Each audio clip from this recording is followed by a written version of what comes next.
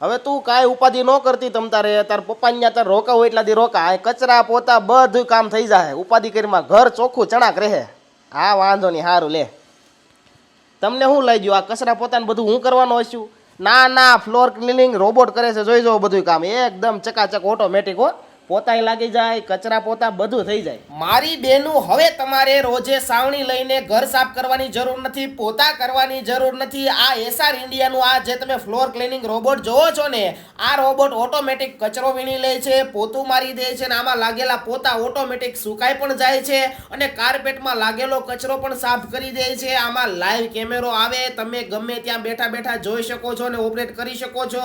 અને આ robot AI ની મદદથી ઘરમાં રહેલા સામાનની જગ્યા જોઈને નકશો બનાવે છે અને તમે સિલેક્ટ કરો એટલી જગ્યા સાફ કરી અને આ રોબોટ પાછું પોતાના સ્ટેશનમાં જતું રહે છે.